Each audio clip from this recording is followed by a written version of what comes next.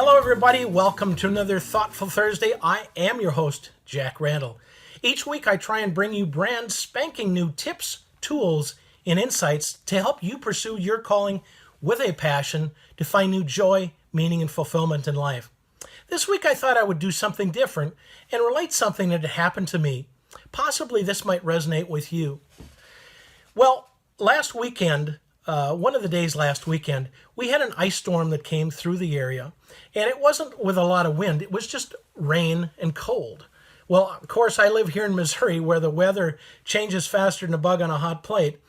But through the night, raindrop by raindrop, the ice built up on everything. Tree limbs, the concrete outside, the roofs, everything, chain link fences, everything had a big crust of ice on it. Icicles hung everywhere. Matter of fact, it looked like a modern day version of the movie Frozen. Ice was everywhere. The next day it was still cold, still freezing temperatures. The sun came out and it was really, really pretty because the ice encased objects really looked beautiful with the sun as a backdrop. It was really pretty, but it was still cold.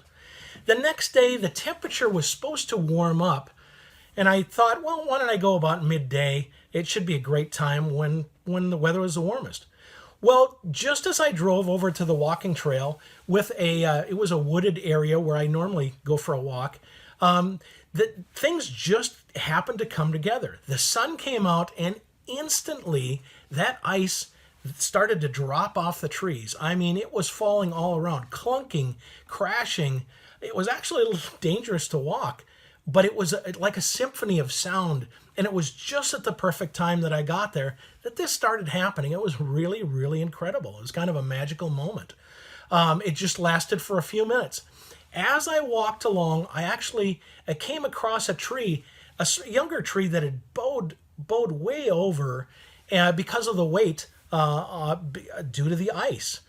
And I shook the tree, and as I shook it little by little, as the melting ice fell off, it would tend to straighten up.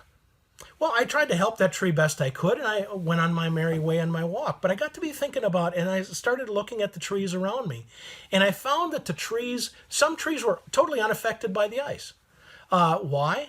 Because they had no extra weight. It was just ice that had formed on the limbs and the branches, nothing else. But the trees that were impacted the most were those that still continued to hang on to their leaves. By hanging on to those extra leaves, it affected them. And in particular, like this little tree that I came across, those that had more leaves on one side than the other were lopsided, and actually they bent over. Well, a little update on that tree. The next day I stopped by to see how little tree was doing. And it had straightened up substantially. But as I looked at the trunk, it had a big crack in it. It's never going to reach its full potential like it did before. So some trees made it through the storm and other trees didn't. They just became a memory. So what's the point in this story? Well, I believe there's a couple points. First of all, just like the trees I observed, if we too are to pursue our calling potential, we also need to be freed of the things in life that weigh us down. There's a secret here. We all hang on to way too much stuff in life. That stuff weighs us down. We carry way too much baggage, especially those of us who are Americans. We have too much stuff. So if we're to pursue our true calling potential, we need to let go of some of this stuff.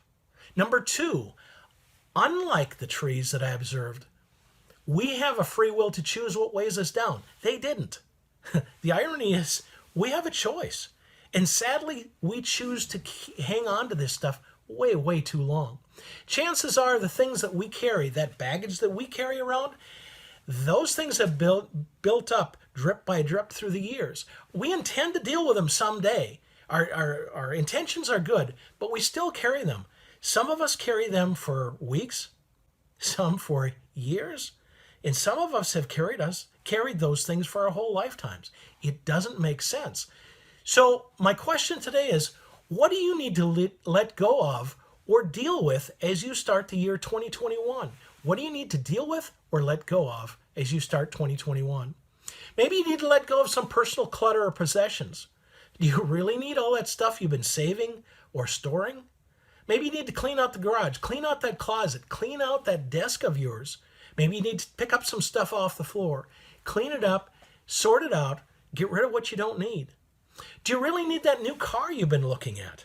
You know, that new car smell goes away just as soon as you start making the payments on it, doesn't it? Or maybe you need to let go of some physical health issues.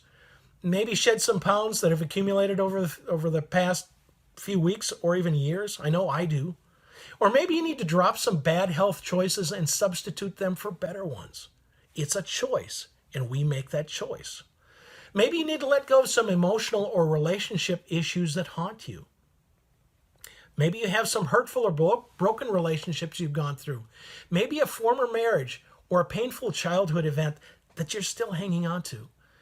Let it go. Maybe you need help from somebody else to help you let it go. Or maybe you've caused harm to someone else and you need to deal with that burden by reaching out to them and seeking forgiveness.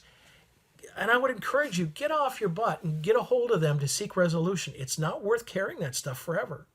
How about worry, anxiety, or anger? Maybe you need to let go of some of those things.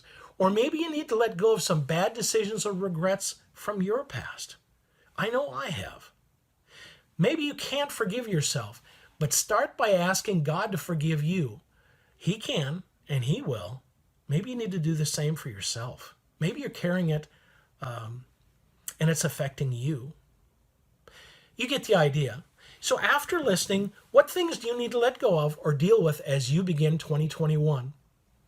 Your calling, your relationships, your health, or your very life may depend upon you choosing to let go of something you continue to hold on to, just like those trees and their leaves. I know your calling does. Hey, I'd love to hear back from you. If you have any questions or comments, email me at jack@windmillleadership.com. And remember, if you know your maker, the best is yet to come. See you next week, everybody. Take care.